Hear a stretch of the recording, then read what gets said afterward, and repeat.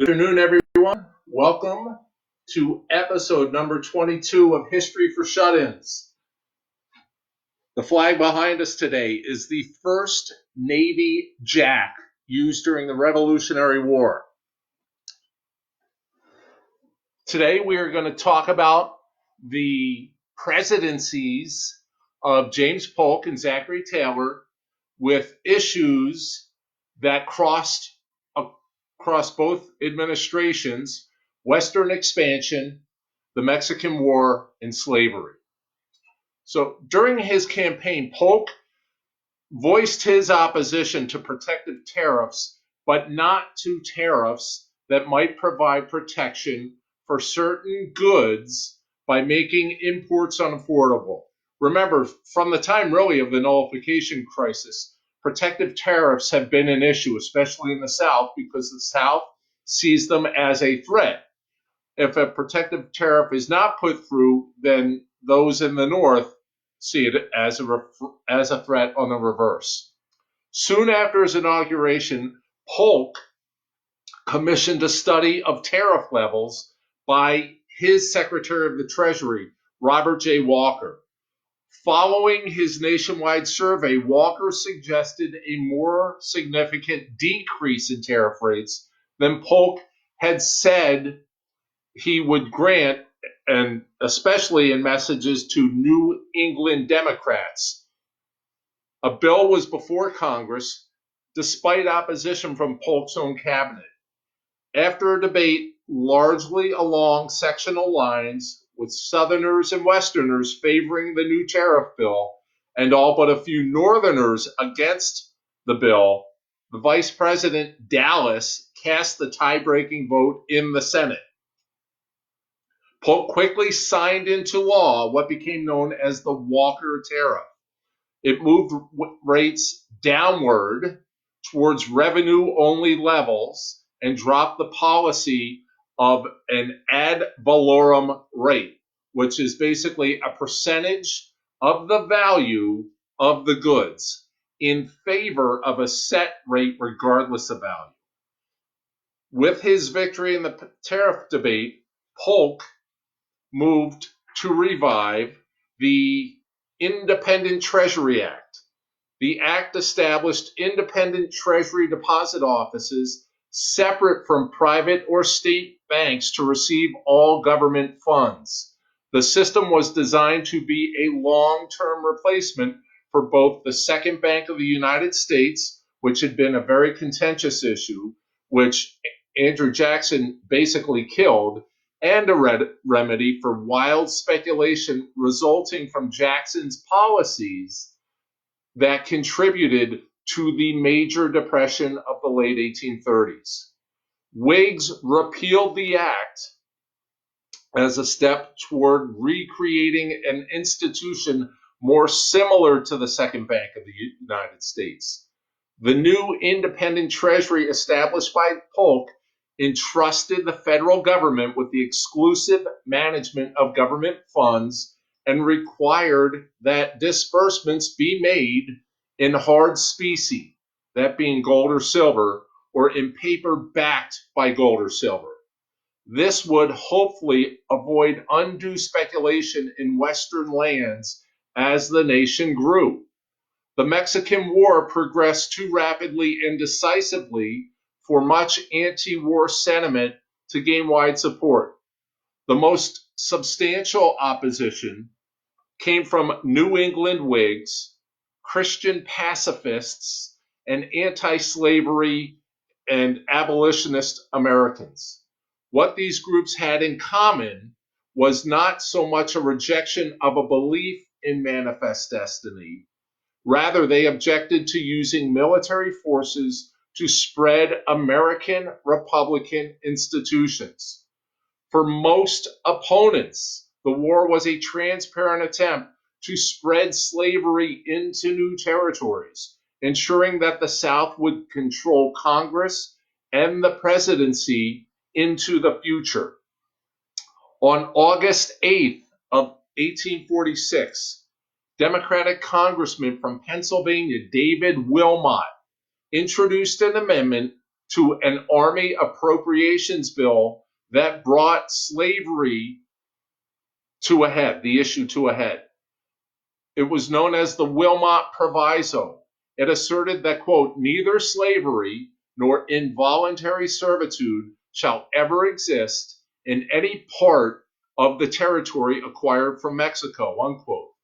It passed the House, which, remember, is controlled by Northerners, Whigs, but failed to come to a vote in the Senate, where it is much more balanced, and in fact, the South has more control. Whether the amendment won approval or not was less consequential than the debate revealed a growing sectional rift in the two major parties. While nearly all Northern Democrats joined all Northern Whigs to support the amendment, Southern Democrats and Southern Whigs voted against it. The issue also weakened Polk with his most avid Southern supporters, who rallied around John C. Calhoun. Calhoun had formulated what was known as the Southern Rights Position to the Wilmot Proviso, introducing resolutions in the Senate affirming the rights of slave owners to transport their quote-unquote human chattel anywhere in the territories of America. Polk endorsed the idea of extending the Missouri Compromise line of 3630 to the Pacific Ocean. This would have excluded slavery from present-day Washington, Oregon, Idaho, Utah, Nevada, and the northern half of California, while allowing it in present-day New Mexico, Arizona, and Southern California. At the end of Polk's term, the issue of slavery in the new territories loomed as one of the key issues facing America. Polk's foreign policy revolved around American desire for additional territory, whether through congressional joint resolution, negotiations, purchase, or war. Polk, by the end of his term, intended for America to grow from coast to coast, in possession of the Oregon Territory in California. John Tyler, in the last months of his presidency, sent a joint resolution to Congress for Texas's annexation. It required only a simple majority vote in both houses rather than the two-thirds majority in the Senate normally required for a treaty. Tyler sent Congress a resolution because he knew two-thirds of the Senate would not vote to pass it. Congress passed the joint resolution a few days before Polk's inauguration. This allowed Texas to bypass the territorial stage and come into the Union as the 15th slave state in December of 1845. Mexico promised war against America if Texas had been annexed, but no war followed. When Texas moved its militia into disputed territory west of the Nueces River, staking a claim to the Rio Grande as its southern border, Mexico responded by breaking off diplomatic relations. During the 1844 campaign, Polk pledged to settle the boundary of Oregon Territory with Great Britain. Once in office, he moved quickly to acquire sole title to the Oregon Territory. His supporters in 1844 promoted occupation of the entire territory, 54-40 or fight. Remember that slogan. Both Great Britain and the United States jointly occupied Oregon and had occupied it since 1818. It was clear Polk wanted the West Coast for the United States, including Mexico-controlled California. In the beginnings of negotiations, Polk bluffed Great Britain that he wanted all territory up to the 54-40 line. Polk's bluster earned him a compromise rather than war with Great Britain. Polk agreed to a boundary at the 49th parallel, giving America present-day Oregon, Idaho, and Washington, as well as control of the Columbia River. Polk turns his attention then to Mexico. Great Britain had been discussing with Mexico for months buying California. England previously offered to support Texas independence in return for abolition of slavery in the area. Before settling Oregon, Polk moved troops into the disputed territory just north of the Rio Grande and sent a special envoy, John Slidell, to Mexico. Slidell carried an American offer to buy California as well as plenipotentiary powers to settle disputed border claims.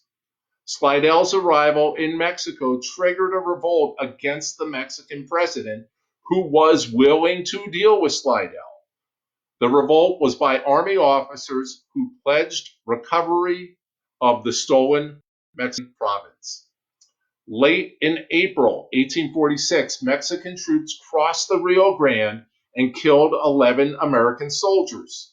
Polk requested a declaration of war from Congress, arguing that Mexico had, quote, shed the blood of our fellow citizens on our own soil, unquote.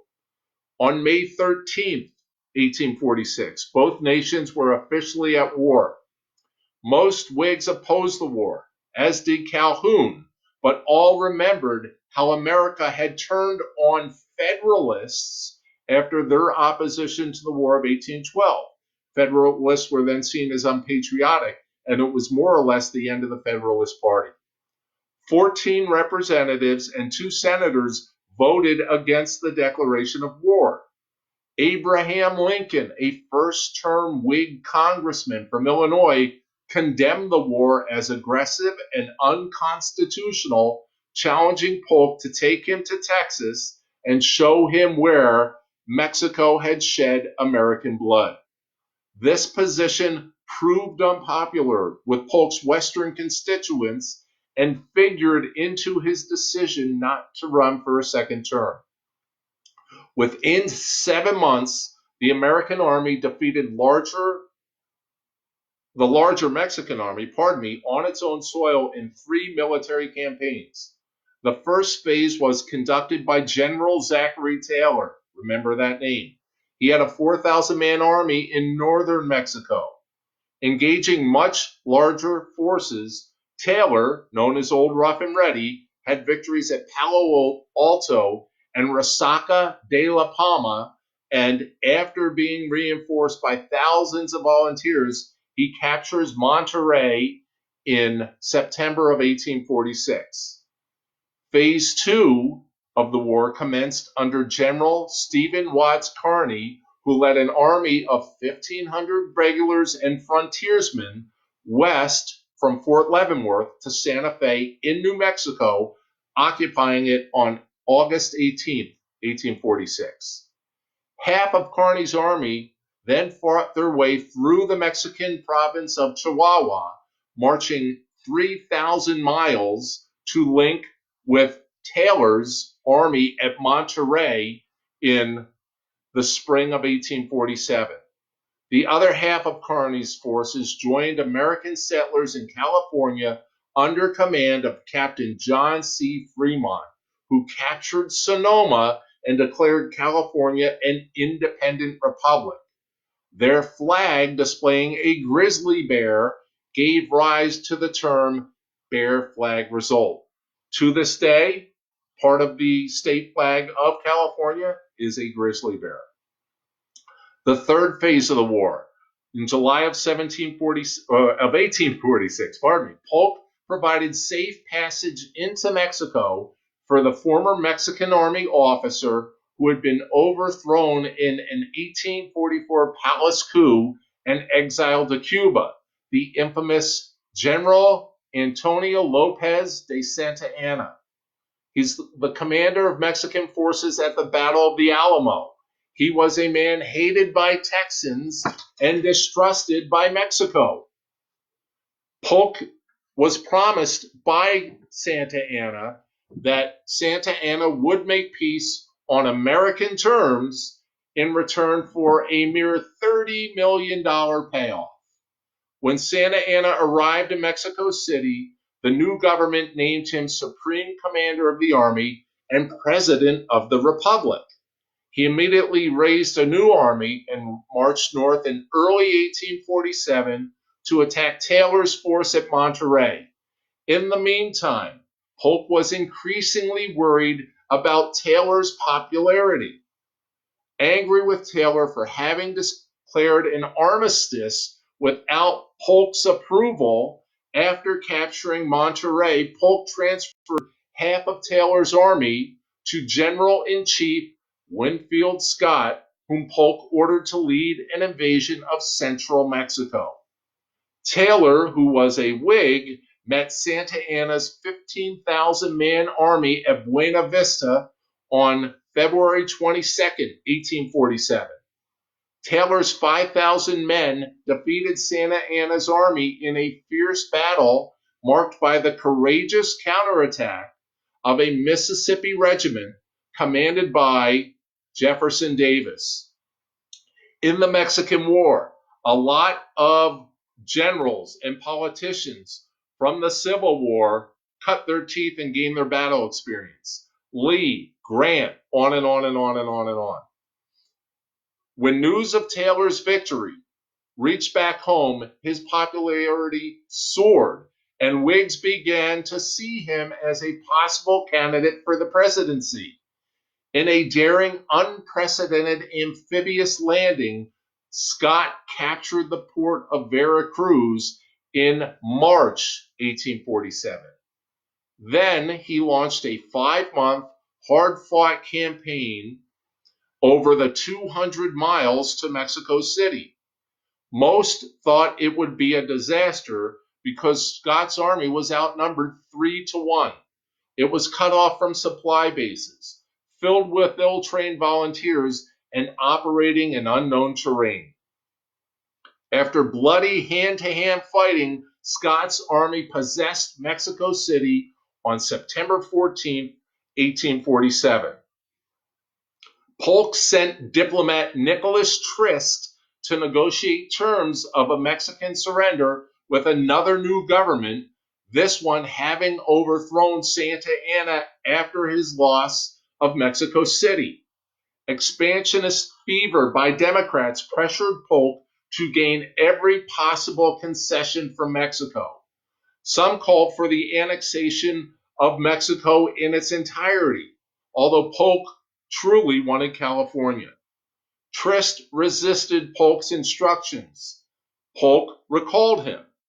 Trist continued to negotiate with Mexico. On February 2, 1848, he signed the Treaty of Guadalupe Hidalgo, which authorized American payment of $15 million for California and New Mexico and named the Rio Grande as the Texas border. With a treaty in hand, Polk submitted it to the Senate. After short debate, the Senate approved the treaty on May 10, 1848, by a vote of 38-14. Half of the opposition came from Democrats who didn't think that Polk had gotten enough. They wanted more Mexican territory. And half of the resistance came from Whigs who said Polk overstepped his bounds and should not get any territory for America. Mexico, in what was called the Mexican Cession, Cession, ceded more than a third of its territory to America, helping America to grow territorially by about 25%. It contained present-day Arizona, Utah, Nevada, California, much of New Mexico, and portions of Wyoming and Colorado. Before Polk's term ended, he created the Department of the Interior to organize and administer the new Western lands. In the Mexican War, the Americans lost 13,000. Those are the number that died, most from disease. We'll see the same thing in the Civil War. More than 4,000 were wounded. Mexico suffered 50,000 casualties. The Mexican War was the first war covered by large numbers of the press. Polk's reliance on volunteers gave the war a democratic character. Influential Americans like Walt Whitman and James Fenimore Cooper saw it beginning a world movement to spread democracy. Concerned that Great Britain might use the Mexican War to advance its claims in Central America and the Caribbean, Polk responded positively to the initiative of New Granada, present-day Colombia, for a commercial treaty. The agreement, signed by U.S. Minister Benjamin A. Bidlack, conveyed to America the right of way across the Isthmus of Panama. In return, America promised to guarantee the neutrality of the isthmus and the sovereignty of New Granada. In so doing, Polk paves the way for the eventual construction of the Panama Canal in 1914. Polk opens discussions with with the Spanish government about purchasing Cuba to prevent another war of annexation being pushed by the Democrats. Spain was not interested. In 1844, the American population was 19.6 million, up from 1840 by about 2.5 million. In 1848, there were 22 million in population. 4 new states came into the Union between Polk's election and the end of his term. Florida and Texas in 1845, Iowa in 1846, and Wisconsin in 1848. This kept the balance of slave and free state at 15-15, although the status of California and New Mexico remained undecided when Polk left office. The 4.4 million new Americans, 1.5 million were immigrants, mainly from Germany and Ireland, entered America at a time that was highly partisan and increasingly sectional in politics. Big reason because of slavery. In 1840, nearly 2.8 million voted. That's about 80% of eligible voters, up from 57% in 1836. In 1844, just under 79% voted.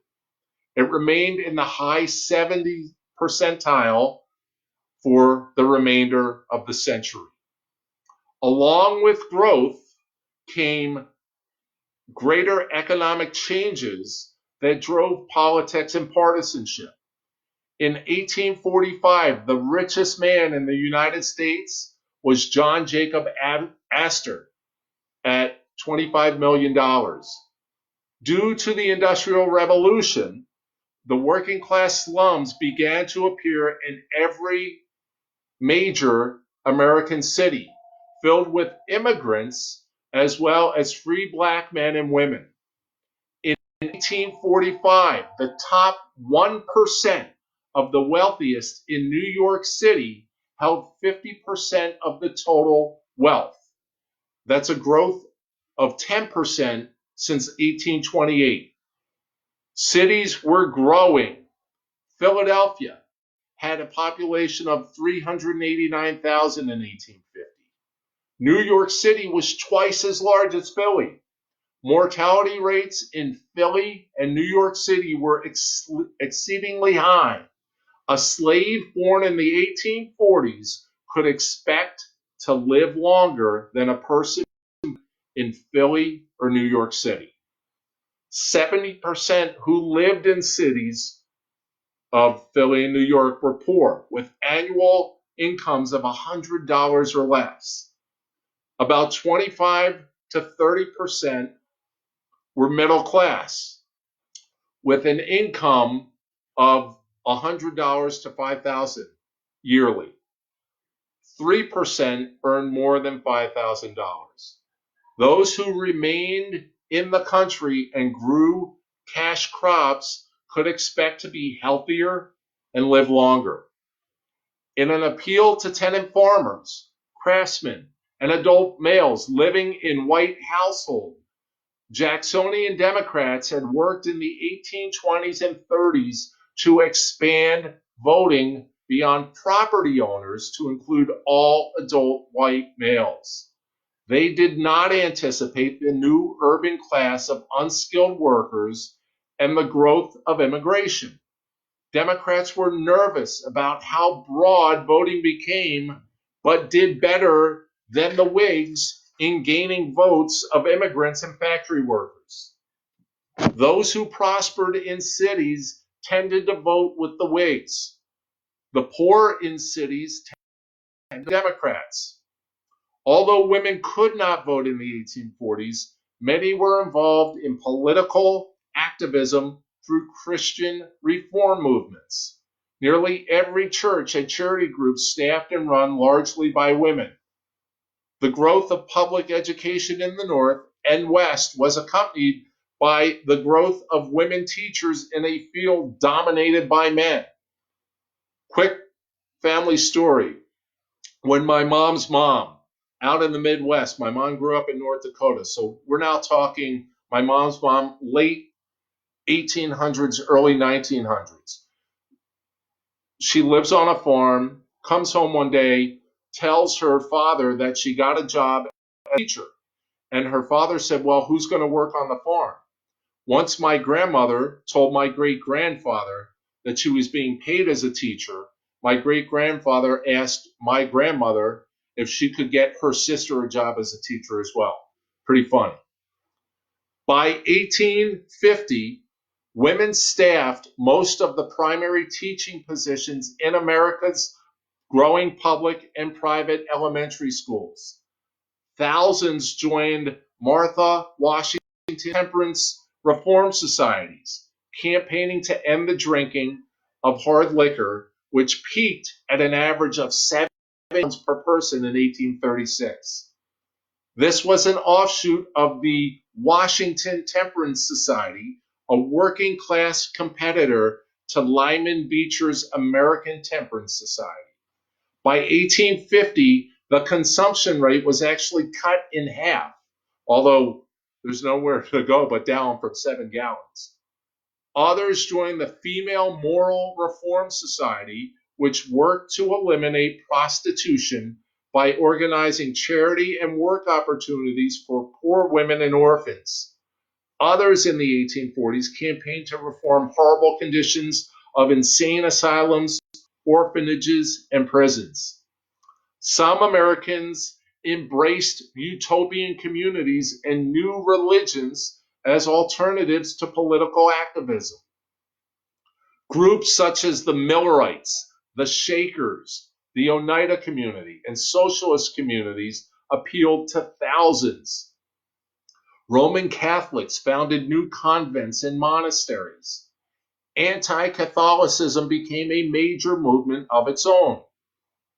Besides literature, it included the burning of an Ursuline convent and school outside Boston in 1834 and a series of deadly riots against Philadelphia Irish Catholics in 1844. No new religious movement was more successful and more attacked than the one founded by Joseph Smith. In 1830, Smith published the Book of Mormon, a text about ancient North America that he claimed to discover in New York State and translated from an ancient Egyptian dialect. Called religion Jesus Christ of Latter-day Saints, but most nicknamed it Mormonism. It blended extraordinary communitarianism with hard work and cooperation, enabling the group to prosper. Mormons' success and unique features of its religion, such as polygamy, increased the wrath of non-Mormon neighbors who believed that the group was un-American and anti-individualist. Mormons were forced to flee from New York and Ohio to Illinois, where a mob killed Smith. After dissension split the community, The bulk moved on to the Great Salt Lake region, the northernmost part of the Mexican Cession. Thousands of women worked in the forefront of the abolitionist movement of the 1840s, canvassing their neighborhoods and petition drives, requesting the abolition of the slave trade in Washington, D.C. Most women activists discovered that while they were valued to do much legwork, there were few opportunities for them to lead or speak out. The few who did were criticized at every turn. Women were told that their best contributions could be made in ways reflecting the popular notion of separate spheres for men and women, the public world for men and the private world of the home and family for women. Hello, Karen Selman. Empowered by their accomplishment as reformers, a group of women led by Elizabeth Cady Stanton and Lucretia Mott organized the Seneca Falls Convention of 1848 in New York, upstate New York, to focus specifically on women's rights. The convention's Declaration of Sentiments, a document, modeled on the Declaration of Independence and infused with a then new Marxist interpretation of history as a conflict of classes, began by asserting, quote, "We hold these truths to be self-evident, that all men and women are created equal.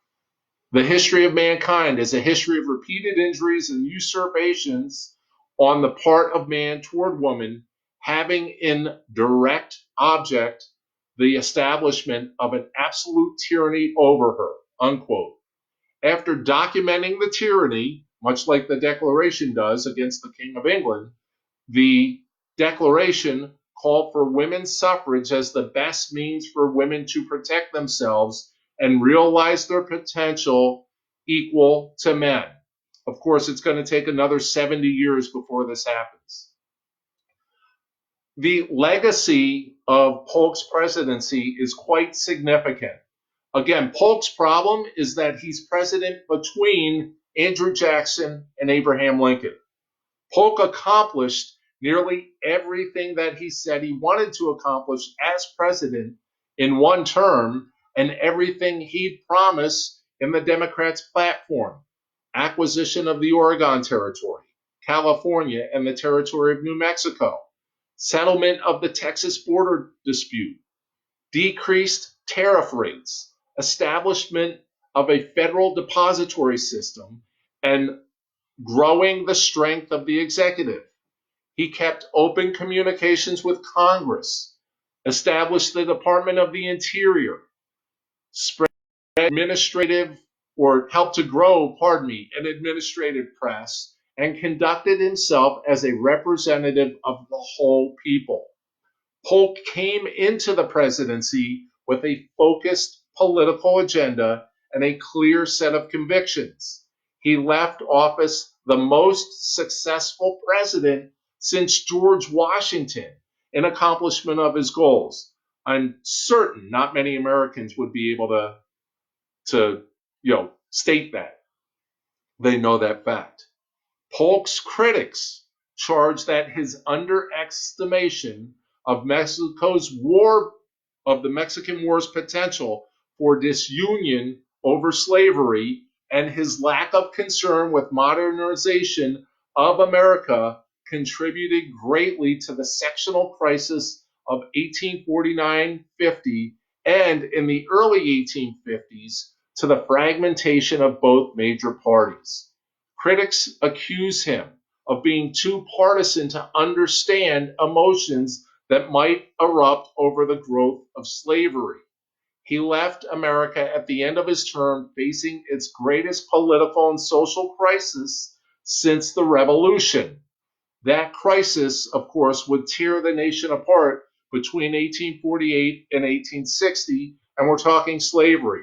We'll talk a lot about it in tomorrow's session.